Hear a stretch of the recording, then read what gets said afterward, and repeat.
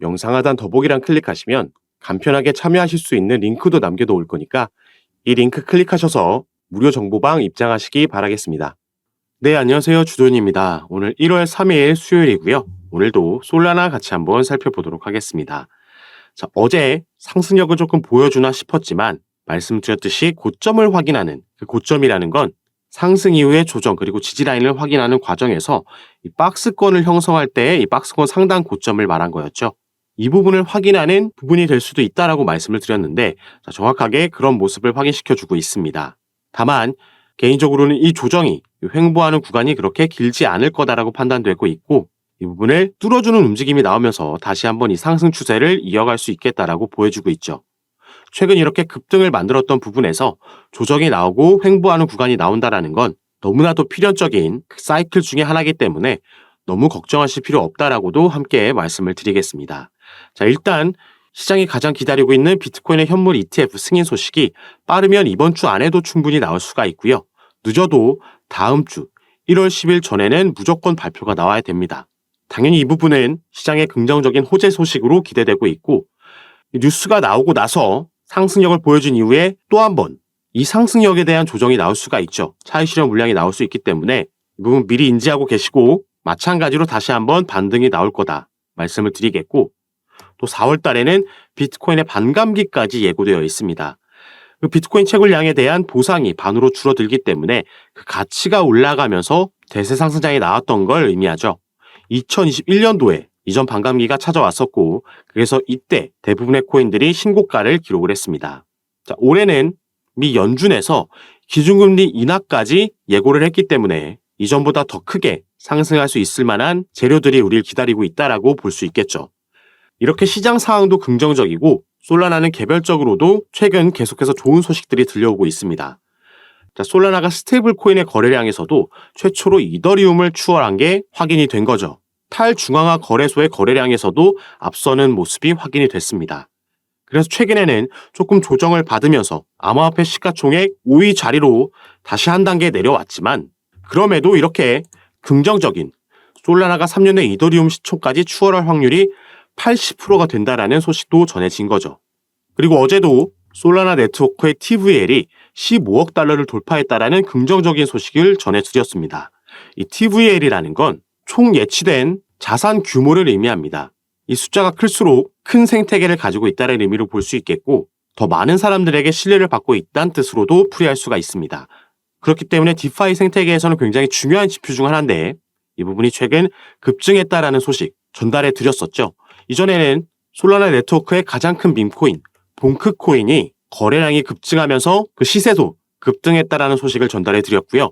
이 부분도 당연히 솔라나에게 긍정적인 영향을 끼쳤습니다. 그런데 여기에 추가로 아까 말씀드렸던 긍정적으로 기대되고 있는 올해 거시적인 시장 상황뿐만 아니라 솔라나는 개별적으로도 바로 이 이슈 때문에 더욱더 기대감을 가지고 있습니다.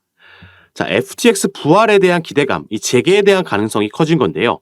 솔라나는 애초에 이 FTX와 FTX의 자회사인 알라메다 리서치로부터 거액의 투자금을 받으면서 주목을 받았던 코인입니다. 그래서 재작년 11월 달에 이 FTX 파산 사태가 일어났을 때 가장 크게 하방 압력을 받은 코인이 바로 솔라나 코인이죠. FTX가 거액을 투자한 것 외에도 대량의 솔라나를 보유하고 있었기 때문에 여기에 대한 하방 압력을 받았습니다. 다른 코인들이 그래서 복구해주는 움직임이 나와줬을 때도 솔라나는 바닥권에서 움직이고 있었죠. 그런데 최근 다시 FTX가 부활할 수 있다는 기대감이 커진 건데요. 자, 여기에는 이 SEC, 미국의 증권거래위원회의 위원장의 발언이 핵심적인 역할을 했습니다. 이 게리 겐슬러 위원장은 새 리더십이 규제를 명확하게 이해하고 이행한다면 FTX는 다시 운영하게 될 수 있을 것이라고 발언했고요. 그래서 미국은 이미 FTX 재개를 확신하는 분위기가 형성되어 있습니다. 그리고 당연히 FTX가 다시 문을 열게 되면 여기서 발행한 코인 FTT 코인과 솔라나는 지금 보여준 상승력보다 더 크게 상승할 수 있다라고 전망되고 있죠. 이미 FTT 코인은 4,800배나 상승했지만 더 크게 상승할 수 있다라는 전망이 나오고 있는 겁니다. 그리고 현재 FTX 인수를 추진 중인 업체는 처음에는 70여 곳이나 됐었지만 이제 실질적으로 이게 가능한 업체는 3곳으로 추려졌습니다. 그리고 이 최종 낙찰 기업도 이번 달 안에 결정될 것으로 예상되고 있죠. 이 소식도 충분히 솔라나 시세에 긍정적으로 역할을 할 테지만 자, 가장 중요한 건 이 부분입니다. 바로 이 FTX 그리고 증권거래위원회 SEC 여기에 이 솔라나의 상승을 이끌 뒤에 있는 이 배후 세력 지금 이 커넥션으로 인해서 올해 솔라나는 이 개별적인 이슈로도 신고가가 가능할 거다라는 전망을 하고 있죠. 그래서 지금부터는 이 이슈 어쩌면 솔라나에게 가장 중요한 이슈가 될 수 있기 때문에 여기에 대해서 조금 더 자세히 살펴보도록 하겠습니다. 자, 여러분들은 오늘 영상 꼭 끝까지 시청해 주시고 그 전에 밑에 있는 구독과 좋아요 버튼도 한 번씩만 눌러주시면 제가 이렇게 영상 제작하는 데에 큰 힘이 된다라는 점 먼저 말씀드리고요. 추가로 영상 밑에 더보기란 클릭하시면 간편하게 참여하실 수 있게 제가 카톡방 링크도 남겨놨습니다.